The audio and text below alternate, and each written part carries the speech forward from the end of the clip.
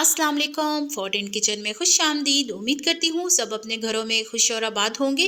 आज मैं अपने किचन में बनाऊंगी भल्ला की रेसिपी बहुत ही आसान तरीका से, वो भी सिर्फ 1 कप दाल के साथ। जी हाँ, 1 कप दाल के साथ रात भर कर हम यहाँ पर भल्ला की रेसिपी आपके साथ शेयर करेंगे और बहुत ज़्यादा ये ज़बरदस्त बनते हैं। कुछ टिप्स एंड ट्रिक्स हैं जो कि आपको फॉलो करनी है। वीडियो को आपने एंड तक लाजमी वॉच करना है। इसके अंदर मैं सब कुछ आपके साथ शेयर करूँगी और आप यकीन जाने ये बहुत ही ज़बरदस्त बनते हैं और बहुत ही आसान तरीका है इसको बनाने का। और मैं इस वीडियो में आपको बताऊंगी आप इसको बनाकर 2 से 3 महीने के लिए फ्रीज़ भी कर सकते हैं। बहुत ही आसान तरीका है इसको फ्रीज़ करने का भी। तो वीडियो को आपने इसके लिए एंड तक लाजमी वॉच करना है। चैनल पे नए हैं तो चैनल को सब्सक्राइब लाजमी करना है। तो चलिए इसको बनाना शुरू करते हैं। यहाँ पर मूंगी की जो येलो दाल होती है, पीली दाल, उसको मैंने ले लिया था 1 कप। ठीक है, उसको मैंने पानी में भिगो दिया था रात भर के लिए। ठीक है, कोशिश कीजिएगा 5 घंटे के लिए इसको भिगो के रखें, लेकिन अगर आप इसको रात में भिगो देते हैं तो बहुत ही अच्छा होगा। इसके साथ जो दाल की क्वांटिटी है वो ज़्यादा हो जाएगी, वो फूल जाएगी। और यहाँ पर एक ब्लेंडिंग जग ले लिया था, उसके अंदर मैंने शामिल कर दिया है 1/2 कप दाल। और ये 1/2 कप मैंने ली थी माश की दाल, इसको भी मैंने पानी में भिगो दिया था। ठीक है, 2 दालें इसके अंदर ऐड होंगी, मूंगी की दाल और माश की दाल। मूंगी की दाल ली है मैंने 1 कप, माश की दाल ली है 1/2 कप। दोनों को हाफ हाफ क्वांटिटी में मैंने ब्लेंडिंग जग में शामिल किया है। 1/2 कप पानी शामिल किया है और इसको मैं अच्छा सा ब्लेंड कर लूँगी। और यहाँ पर मैं आपके साथ शेयर करती चलूँ, पानी आपने बहुत कम इसके अंदर ऐड करके फिर इसको ब्लेंड करना है। ठीक है, ज़्यादा मिकदार में पानी ऐड नहीं करना है, वरना आपके जो भल्ले हैं वो बिल्कुल भी ठीक नहीं बनेंगे। तो यहाँ पर जी अच्छे से मैंने इसको पेस्ट फॉर्म में ले आई हूँ, आप देख सकते हैं यहाँ पर। ठीक है, 1 से 2 मिनट के लिए मैंने इसको ब्लेंड किया और ये अच्छे से पेस्ट फॉर्म में आ चुकी है। जो बाकी की दाल हमारी मूंगी की रह गई थी उसको भी मैं ब्लेंडिंग जग में शामिल करूँगी। आप चाहें तो एक बार में ही शामिल कर सकते हैं, एक बार में ही इसको अच्छा सा ब्लेंड कर सकते हैं। मैंने 2 हिस्सों में इसको ब्लेंड किया है। ठीक है, अब कुछ स्पाइसेस भी हैं जो कि इसके अंदर शामिल होंगे। तो सबसे पहले जो मूंगी की दाल थी वो मैंने ब्लेंडिंग जग में ऐड कर दी है और माश की दाल ऐड कर दी है। ठीक है, 1 कप थी मेरे पास मूंगी की दाल और 1/2 कप थी मेरे पास माश की दाल। ये 2 दालों से जो आप भल्ले बनाते हैं ना, बहुत ही ज़बरदस्त बनते हैं। और अब इसके अंदर थोड़ा सा पानी ऐड करूँगी। ठीक है, आपने 5 टेबल स्पून पानी ऐड करने से ज़्यादा ऐड नहीं करना है। और अब इसके अंदर कुछ स्पाइसेस शामिल होंगे। प्याज लिया है छोटे साइज़ का, 1 टेबल स्पून अदरक और लहसुन का पेस्ट है, 2 अदद मेरे पास ग्रीन चिलीज़ हैं। ठीक है, प्याज बिल्कुल छोटे साइज़ का लिया था मैंने और वो मैंने इसके अंदर शामिल कर दिया है, अदरक और लहसुन का पेस्ट। और ये है मेरे पास ग्रीन चिलीज़ जो कि ली है मैंने 2 अदद।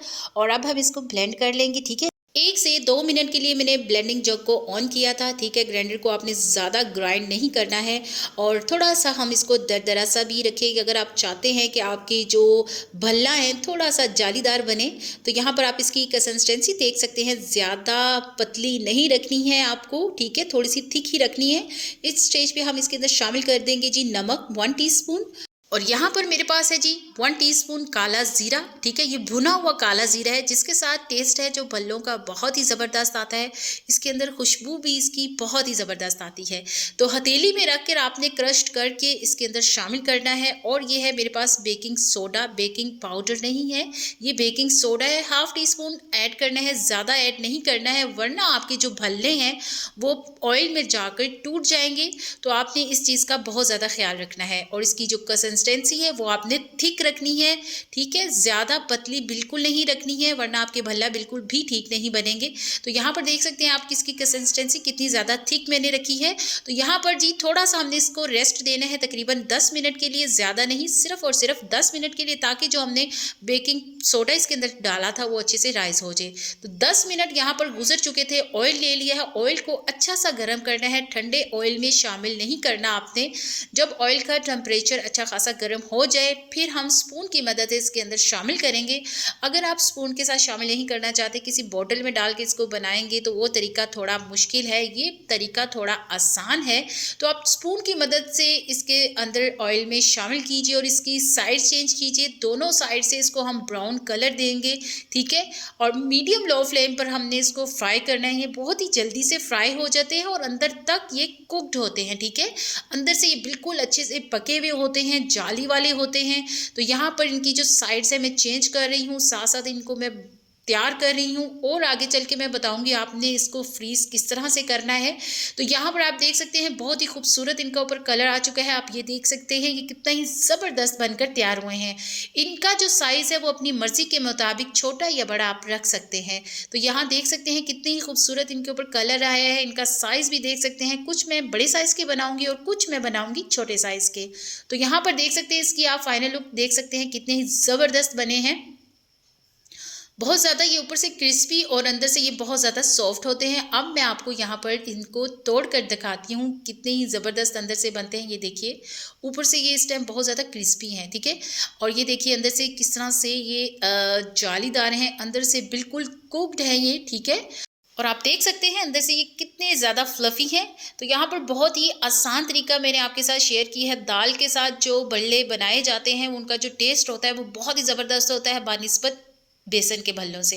तो बेसन के जो भल्ले होते हैं उनका भी अलग ही टेस्ट होता है, लेकिन इनका जो टेस्ट होता है वो बहुत ही ज़बरदस्त होता है। यहाँ पर ज़िप-लॉक बैग ले लिया है मैंने। जब ये अच्छे से ठंडे हो जाएँ तो आपने ज़िप-लॉक बैग में डालना है, इनको बंद करना है और फ्रीज़ कर लेना है 2 से 3 महीनों के लिए। जब आपका दिल चाहे इसको आप निकालिए, डिफ्रॉस्ट कीजिए और फिर आप इसको थोड़े से नीम गर्म पानी में सॉफ्ट होने के लिए रख दीजिए। जैसे ही वो सॉफ्ट हो जाए पानी निचोड़ कर फिर आप इसको जैसे मर्ज़ी चाहें बनाएँ और एंजॉय करें। तो यहाँ पर कुछ मैंने एयर टाइट बॉक्स में शामिल कर दी हैं, इसमें भी डालकर आप फ्रीज़ कर सकते हैं या फिर आप ज़िप लॉक बैग में भी डालकर इसको फ्रीज़ कर सकते हैं। बहुत ही आसान तरीका मैंने आपके साथ शेयर किया इसको बनाने का और फ्रीज़ करने का तरीका। अगर मेरा पसंद आया तो मेरे चैनल को सब्सक्राइब लाजमी कीजिएगा। मैं मज़े-मज़े के और डिफरेंट रेसिपी आपके साथ शेयर करती रहूँगी। मुझे दीजिए नेक्स्ट रेसिपी के लिए इजाज़त। अल्लाह हाफ़िज़।